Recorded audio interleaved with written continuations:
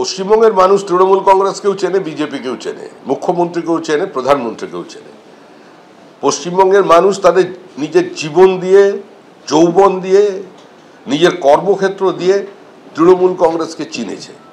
তৃণমূল কংগ্রেস গৃহীত, পরীক্ষিত এবং পরিত্যক্ত। বাঙালি এই মুহূর্তে মমতা বন্দ্যোপাধ্যায় বা তৃণমূল কংগ্রেসকে তাদের প্রতিনিধি হিসেবে মনে করছেন না। তার এই দুঃখ তার আছে। আমরা কি করতে পারি বলুন? প্রধানমন্ত্রী যদি অপমান করে থাকেন, বাঙালি যদি অপমানিত হয়ে থাকে, বাঙালি বিজেপিকে তার জবাব দেবে। কিন্তু বাঙালিরা তো আমাদের বলছেন যে কি করে সরকারটা আছে। গলি থেকে রাজপথ তো একটাই দাবি, কেন এই সরকারটাকে রেখে দেওয়া হয়েছে। আমাদের এই প্রশ্নের উত্তর দিতে দিতে মাথা খারাপ হয়ে যাচ্ছে। এখানে শুধু নয়, অনাবাসী ভারতীয় মধ্যে যারা বাঙালি আছেন, পুরো এন্টার ডায়াসপোরা বেঙ্গলি, তারা প্রশ্ন তুলছেন, তারা সোশ্যাল মিডিয়ায় লিখছেন, তারা ফোন করে জিজ্ঞাসা করছেন যে কতদিন ওই অবস্থা চলবে। বিজেপির ললিপপ জাতীয় নির্বাচন কমিশন, এভাবেই জাতীয় নির্বাচন কমিশনকে ফের আক্রমণ শানিয়েছেন মুখ্যমন্ত্রী মমতা বন্দ্যোপাধ্যায়। আর কি বললেন?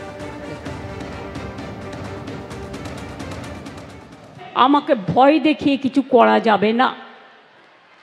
নতুন করে ভোট আসলেই এনআরসি করতে হবে, ভোটার লিস্টে নাম কাটতে হবে। আর ইলেকশন কমিশন, আপনাকে অনেক প্রণাম জানাই, অনেক সালাম জানাই। প্লিজ দয়া করে বিজেপির ললিপপ হবেন না। প্লিজ দয়া করে বিজেপির ললিপপ হবেন না, তাহলে কিন্তু দেশের মানুষ ক্ষমা করবে না। যারা বাংলার ভোটার তাদের করতে দিন। বারে বারে আসবে আর বলবে বাংলায় নাকি সব বাংলাদেশিরা থাকে। আমাদের পাশে বাংলাদেশ তো আমরা তৈরি করিনি, তোমরা করেছো, তোমাদের প্রপিতামহরা করেছো। আমাদের ভাষা যদি এক হয়, আমরা কি করতে পারি? আমরা কি করতে পারি?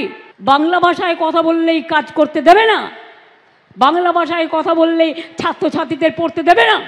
ওদের মাথায় হচ্ছে মগধে মরুভূমি আছে, ওটা হ্যাঁ বলে না, শুধু না বলে। বাংলাকে সহ্যই করতে পারে না, বাংলা দেখলেই তরবর করে জ্বলে। ওই বলে না লুচির মতো ফলে, দেখলেই গা জ্বলে আর হিংসায় লুচির মতো ফলে। ভোট আসলেই এনআরসি, ভোটার লিস্টে নাম কাটার চেষ্টা। যখন এভাবে জাতীয় নির্বাচন কমিশনকে আক্রমণ শানিয়েছেন মুখ্যমন্ত্রী মমতা বন্দ্যোপাধ্যায়, তখন কি বললেন বিজেপি বিধায়ক শঙ্কর ঘোষ? দেখুন। প্রতি মুহূর্ত অপলাপ, কিছু মিথ্যে শব্দ প্রয়োগ এবং একটা নিজের থেকেই কাল্পনিক পরিস্থিতি তৈরি করে সেখানে নিজেকে ভিকটিম কার্ড হিসেবে খেলবার রাজ্যের বর্তমান মুখ্যমন্ত্রীর এই অভ্যেস এর আগেও এনআরসির ক্ষেত্রেও আমরা দেখেছি, এসআইআর এর ক্ষেত্রেও তাই দেখছি।